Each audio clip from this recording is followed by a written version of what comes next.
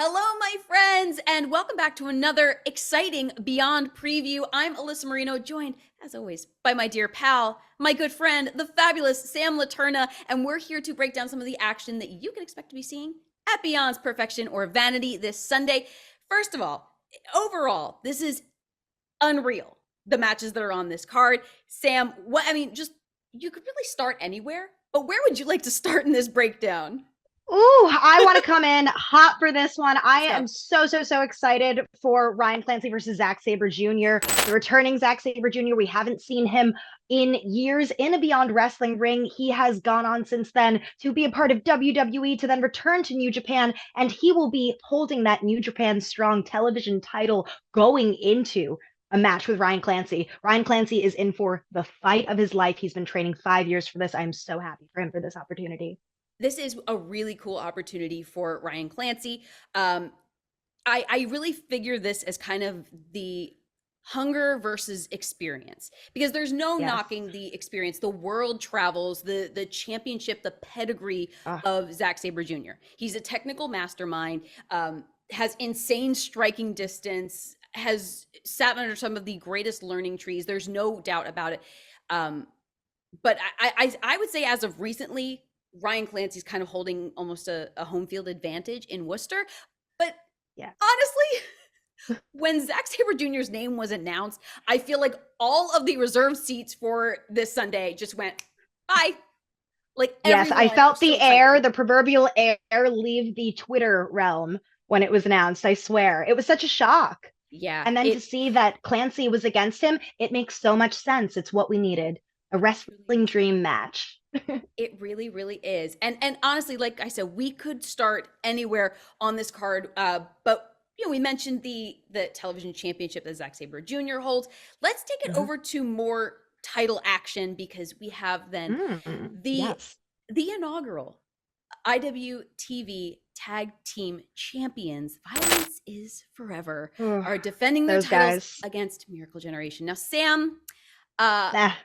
okay, you were actually in the ring with Violence is Forever when they Yeah. were declared and handed those prestigious titles, as well as the Yes. 2022 IWTV Tag Team of the Year for the fourth year in a row.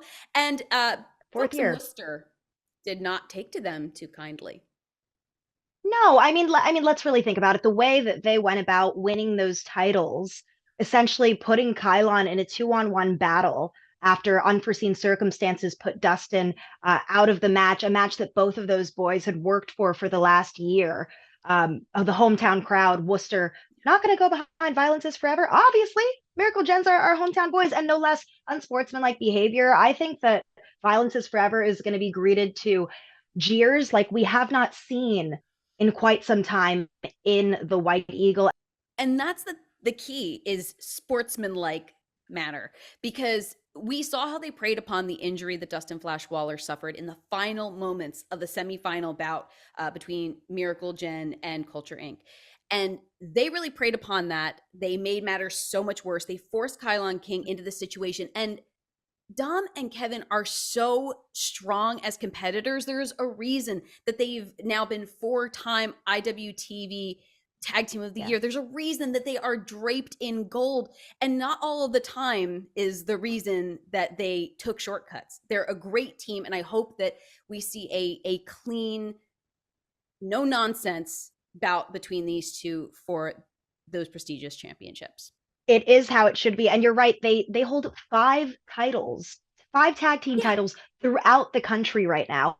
That's unprecedented, especially in the modern era of wrestling with kind of like the neo territory system, shall we say, right? But Miracle Generation very much so coming for those titles, coming for a bit of retribution, and I think to show that there's a little more grit beyond what we see in Miracle Generation. This is going to be a moment to dig deep and to, ascend to what they think is rightfully theirs and hopefully become the IWTV Tag Team Champions. We shall see how it all shakes out. Before another, so Miracle Gem, we talk about them being almost like hometown because of how much we see them at Wrestling Open and how much they've really Yes. ingrained themselves into the fabric of Worcester. Mhm. Another competitor that I think has been on an incredible trajectory through Wrestling Open, but as of late has shown a lot of disrespect. Mm. Ray Mm. Jazz. Okay? Yeah, Wow. I knew that's where you were going. Wow. I am appalled, as is his opponent for this Sunday, Sam. Yeah, let's just I mean, we can't take away from Ray Jazz the over a year long winning streak, right? He debuted in January of 2022 during the nascence of Wrestling Open. He has been dominant, but he's continually showed disrespect to person after person, people that I guess could be seen by him as below him or his equals, but he's never risen to the occasion of an RSP, a 15-year veteran, a founder of Beyond Wrestling. Who else to put Ray Jazz in his place on such a stage at Perfection or Vanity? And RSP had even shared the fact that he talked about how much respect he had for Wrestling Open and all that they have been doing every Mm-hmm. week. And he really didn't take kindly to the behavior of Ray Jazz. I mean, we hadn't really seen Ray Jazz in competition at Wrestling Open for a Mm-hmm. while, but he kept making his presence known, threatening DC, threatening Rich Palladino. Dang And you it. don't threaten Rich. You You don't don't threaten threaten Rich. Rich. Yeah, No, no. yeah, Ricky Shane Page did not like that, and was only Mm. too eager to teach Ray Jazz a lesson. So cannot wait to see that lesson learned, Sam. Cannot wait. It's gonna be hard hitting. It's gonna be interesting, and Mm. yes, Ooh, did I just expect do lots that? of that. You did just do I that. did. I Expect did, lots of that. Alyssa. But where do we go to next? Where would you like to go from here, Sam? Ooh, let's take it in like a whole nother direction. And let's go with the love the twisted love affair that is Alley Catch and Love Doug. Let's take this in a different direction. I know that you were at Might Snow, and oh, Doug, to his chagrin, he was stood up by Alley Catch. We've all been there, but it certainly sucks to be stood up for a wrestling match that I'm sure Doug was preparing for, albeit some feelings there. So why don't we break that down? What are your thoughts on Alley Catch no showing that, not no showing, that's the wrong word, but no showing Doug? Uh, Yeah, yeah. Allie, where does she stand with the situation? Does she want to wrestle him? Does she not want to date him? Is it neither? Meh. I mean, certainly, I think the idea of going out on a date with Doug made Allie almost physically ill. Um, Oh, there was a poor video Doug. that was shared online where Allie kind of told Doug how she was feeling, that she wouldn't go out with him if he was the last person on earth. And Doug explained to her how that made him feel. He felt like his heart was being ripped into a bunch of itty bitty little pieces. But when all was said and done, Allie said that she was sorry she stood him up, but she's just not ready. But is she ready now? That's fair. Is she ready now? I certainly hope so. I don't know if Doug can withstand yet another, moment of maybe not finally meeting Allie in that ring and resolving what it is that he feels he needs to resolve with her. What kind of potential, like, emotional baggage might Doug be bringing Oof. into the ring after knowing it was almost like a fool me once, shame on you kind of I know it's situation? almost like a tease in a way. I would maybe be growing a little bit frustrated. Definitely embattled with feelings. Maybe somewhere between like being very angry and also being very sad. So I think it'll be interesting to see how that pans out physically in the ring as far as Doug's offense will go in this match, because of course it is still a match, albeit the weird circumstances that surround this. Yeah, it's like, who really wins in that scenario, you know? Yeah. Wow, we're Hmm. wrestling with feelings, Sam. Perfection or Hashtag vanity? wrestling with feelings. Yeah. Hashtag Hashtag wrestling with perfection or feelings. vanity. But so yeah, that was initially a match slated for Might Snow. But Yes. another competitor that we saw in action at Might Snow, that Yeah. I actually had to clear out of the ring of very quickly because things were just coming to a head Oh my. like wildfire. Slade. The one and only Slade. Yes. Slade this Sunday is set to face Andy Brown. And in Mm. my notes, I wrote 3 words: all out brawl. Boy, oh boy. Basically. Yeah. I don't even know what to say about this beyond just watch and see, people, because you have the hard hitting Andy Brown, like big thick daddy, and then we of course have Slade, who is a bit of a wild card. If it comes down to weapons or other circumstances, I'm pretty Mm. sure Andy Brown is down to tangle. You know, I think You these would are know better than I. Does Andy Brown tango with the I weapons? I think if it comes to it, that he would be down. But what I find very interesting is that these are both Mhm. two people that really savor just violence and just beating the hell out of people. But I feel like Andy Brown gets more intense and more emotional and more frustrated, whereas Slade almost has this, like when you see Slade Mhm. react, you know there's trouble, you know, because I feel like Slade is someone that is almost driven by violence. So I think that this can be really interesting to see who can push the other farther. Yeah, and how much carnage are we going to see in the ring if each competitor is unwilling to relent with the extent of their violence? Definitely a tremendous first time matchup. Andy Brown coming off of Heavy Lies the Crown. We haven't seen him in a while. It's a new year.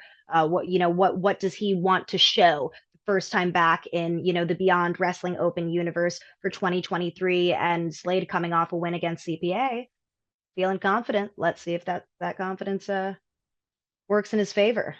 And another competitor we'll be seeing in action, CPA, CPA. everyone's favorite certified public accountant, is going up against Platinum Max Caster.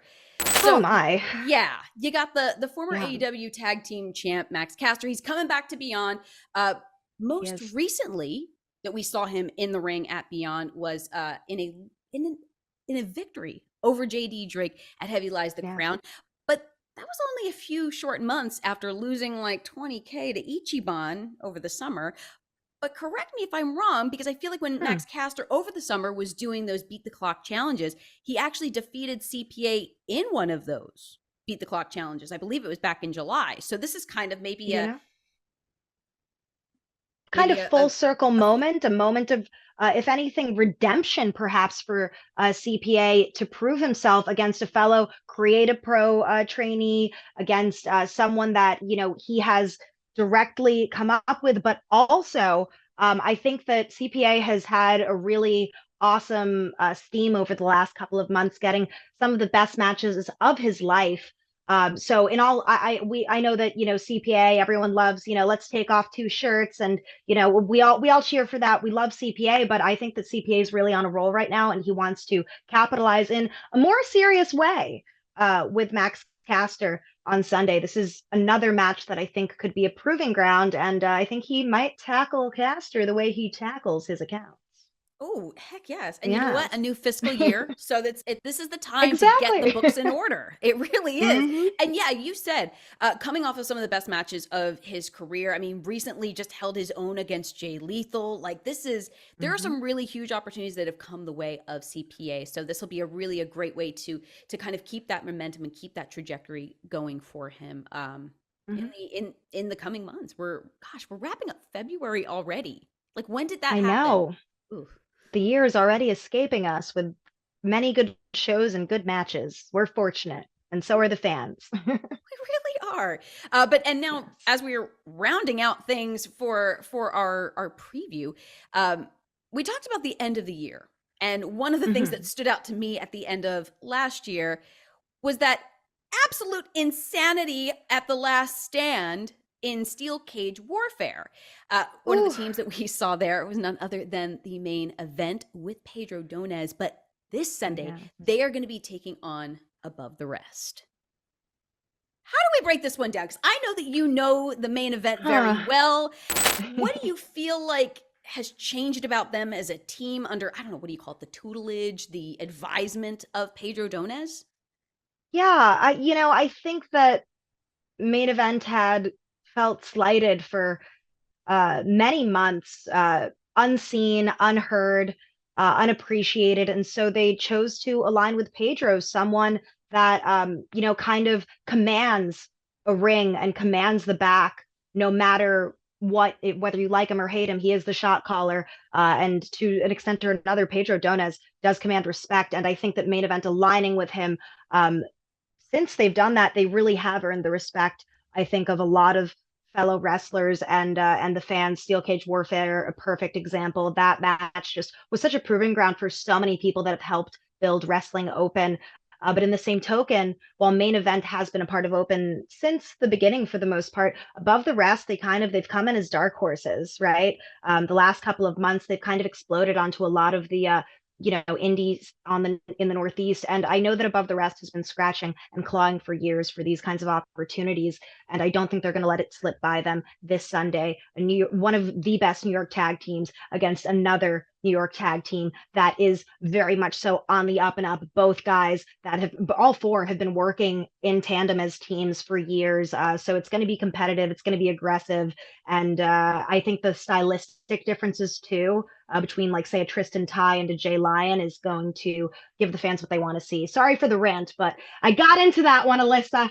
Sam, I love it. This is why I turned it over to you, because I know how Mm, well, especially that main event, and I really wanted to pick your brain about it.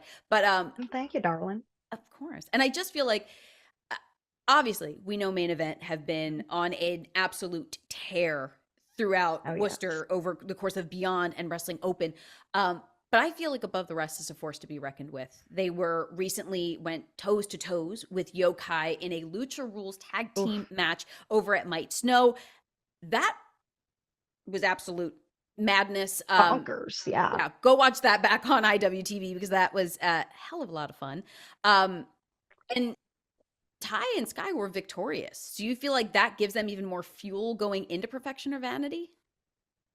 I think it does. I think it gives them some more confidence as well. But I think that Tristan Ty's full of confidence because he was commenting on Twitter that he's felt like him and Sky have been the best in the New York tag scene in the Northeast tag scene for a while, and now they're going to be seen. And Midas from Main Event actually responded with some eyes and some words. So I think they're going to finally come to blows to sort out this issue on Sunday at Perfection or Vanity. And I just love that we get to see it happen at Perfection or Vanity. Like, this is what's so fun. Yes. And Sam, you talked about it with Main Event and with Mhm. Above the Rest. And the final match that we're going to talk about is truly a clash of styles. The four-way bout between Ichiban, Desmond Cole, Bobby Orlando, and Aaron Rourke. Now, there's a lot to kind of dissect here with who's crossed paths There with is. whom. I believe, well, obviously, first of all, the history between Bobby Orlando and Aaron Rourke. Former friends and teammates went Mm. super duper sour. But do you think that we could possibly see them work together or like totally combust in this four-way competition? I do think that there's a possibility that Aaron will try and work with Bobby. I think that it might be smart of Bobby not to do so because Aaron Rourke could very well, every man for themselves. Maybe, go and fend for himself maybe towards the end of the match when an opening arises. I've seen him do it at other promotions to other people who he's called friends or partners or temporary allies in the ring. Uh, but in the same token, we have two really explosive people in Ichiban and Desmond Cole who have crossed paths here and there, but I think could actually be a really good team within this four-way. Um, it might be about teamwork here, but you also have to think about the competition aspect of it. Each of these four guys has made such a dent at Open, and I think that all of these four people could be contenders for the Wrestling Open title one day. And this is truly a a breakout opportunity amongst these four really incredibly gifted talents. And I feel like three-quarters of this match have crossed paths over at Cap. So really, I think the odd person out of that would be Ichiban, but then Ichiban teamed with Bobby Orlando in Steel Cage Warfare with as part of the Miracle. It was there's a lot of twists and turns among these four people. So yeah, like you said, it's going to be a matter of possibly teamwork, but also each person wanting to Mhm. show everything that they can bring to the table. Because yes, we do have the Wrestling Open Championship that's kind of like hanging around in the ether, Looming in but the background, right? Yes. its Like what's presence is next? there. Who's going to grab that brass ring, right? Because I think we're at a really pivotal time, and maybe DC or Paul could also speak to this, being on commentary every week. I think that we're seeing those that really started at Wrestling Open as formative competitors have now risen the ranks and are kind of becoming the new like next generation. We're seeing it happen, and this is really what the whole goal of Wrestling Open has been, right? This is a show without Alec Price, our ace, right? We Sheesh. have a show that is being helmed by a bunch of badass people that have helped grow Open and are now very much so fully formed people at Open, fully formed wrestlers. It's just super cool to see. I don't know. I'm overwhelmed by it, and I'm excited to see who's next. Who are we going to see a year from now taking on those, those responsibilities and helms at Wrestling Open? It's very true. These are very exciting times that we are in. There's incredible synergy. You got Wrestling Open every Thursday forever that's streaming on IWTV. You have Beyond that is bringing us this absolutely amazing card for Sunday. And my friends at home, you're not going to want to miss it. So this No. Sunday, February 26th at the world famous White Eagle in Worcester, Massachusetts. Doors open at 6:30 with a 7 p.m. bell time. But if you cannot join us in real life, IRL, don't worry because we got you covered over on IWTV where you can tune in and catch all of the action. Because we also have slated to compete. We have Channing Thomas with Sydney Bacabella, former IWTV world champion. I don't know. Sure. We have Willow Nightingale, Thomas Santel. Have all been announced, so you are definitely not going to want to miss this. Sam Laterna, any final thoughts ahead of this Sunday?